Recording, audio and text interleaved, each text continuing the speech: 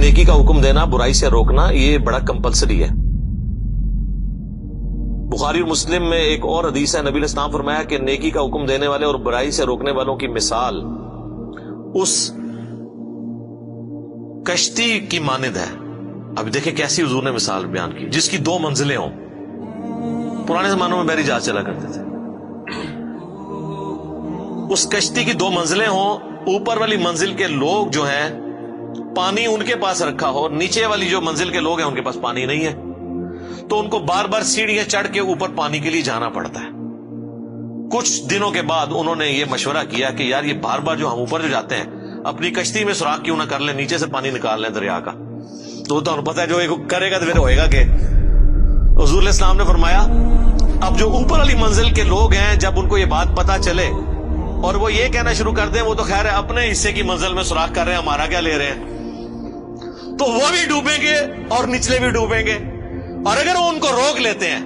تو خود بھی بچ جائیں گے، ان کو بھی بچا لیں گے۔ حضور نے فرمایا یہ مثال ہے نیکی کا حکم دینے اور برائی سے روکنے کی، کہ جو لوگ نیک وہاں پہ موجود ہیں اگر وہ برائی سے باقی لوگوں کو نہیں نہ روکتے تو ہم تو ڈوبے ہیں صنم، تمہیں بھی لے ڈوبیں گے، تمہیں اس لیے لے ڈوبیں گے کہ تمہیں اللہ پوچھے گا بھئی تجھے اپنے دنیا کے نقصان پہ تو غصہ اور غم ہوتا تھا، جب میرے دین کا جنازہ نکل رہا تھا تو چپ کر کے بیٹھ کے اسی والے کمروں میں سبحان اللہ روزانہ 100 دفعہ الحمدللہ اللہ اکبر، یہ تو بڑا آسان ہے نا، سبحان اللہ و بحمدی 100 دفعہ صبح 100 دفعہ شام نو، یہ تو کام پا کے رکھے، اصل جڑا کام کرنے جو کیتا ہی کوئی نہیں۔ Point to be noted. ایک اور حدیث ہے بخاری مسلم میں، نبی علیہ السلام فرمایا میں نے جہنم میں اپنے امتیوں میں سے بعض واعظین کو، واعظین یعنی علماء اکرام کی اتنی عزت ہے، ان کو دیکھا کہ وہ اپنے پیٹ کی انتڑیوں کے گرد جہنم میں چکر کاٹ رہے ہیں جس طرح کہ کولو کا گدھا۔ عرب میں نا وہ آج بھی ہمارے انٹیریئر پنجاب کے اندر اب تو بہت کم ہو گیا یہ چیز، بہت بیکورڈ ایریا میں ہوتا ہے کہ وہ بیل کو چلا کے نا تو گندم کے سٹے رکھ دیتے ہیں، وہ ان کے اوپر جب وہ پڑتا ہے ان کا پاؤں تو وہ ان کے دانے لادا ہوتے ہیں، تو گدھا بھی اس کام کے لیے استعمال ہوتا ہے۔ تو اس طرح وہ جہنم میں چکر کاٹ رہے ہیں اور اہل جہنم ان کے گرد جمع ہو کے ان سے پوچھتے ہیں حضرت صاحب تسی بھی، آپ تو ہمیں نیکی کا حکم دیتے تھے، تو چلو ہمارا تو سمجھ آتا ہے کہ ہم نے آپ کی باتوں میں عمل نہیں کیا اور ہم بھی جہنم میں آپ کے ساتھ ہیں، آپ کیوں پہنچ گئے ہیں؟ تو کہیں گے کہ ہم بس کہتے ہی تھے آپ کو، کر دے ہو یہ جو تسی کر دے ہو، اسی لیے کہتے ہیں نا کہ وہ کام نہ کرو جو مولوی کرتا ہے، وہ کام کرو جو مولوی کہندا ہے، کیا وہ عموماً ٹھیک ہی ہوتے ہیں کہانیوں کو چھوڑ کے۔ اور بعض روایتوں میں یہ ہے کہ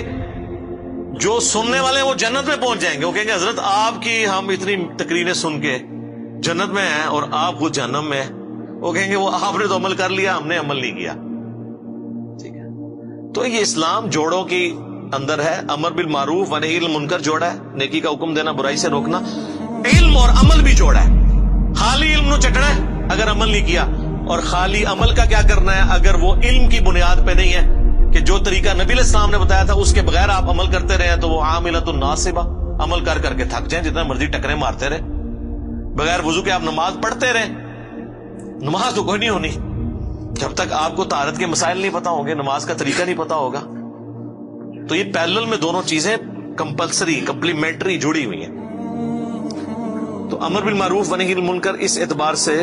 بہت ہی امپورٹنٹ ہے۔ ایک اور حدیث ہے بڑی زبردست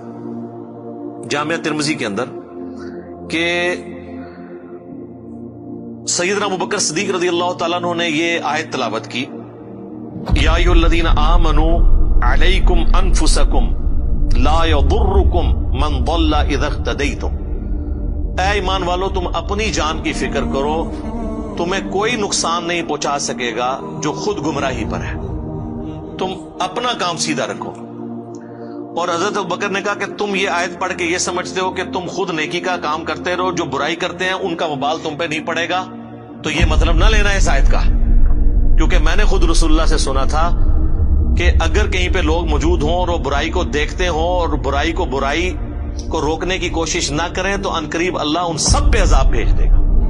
اور وہ دعا کریں گے ان کی دعائیں بھی قبول نہیں ہوگی، یعنی نیکوں کو بھی رگڑا لگ جائے گا۔ پھر اس آیت کا کیا مطلب ہے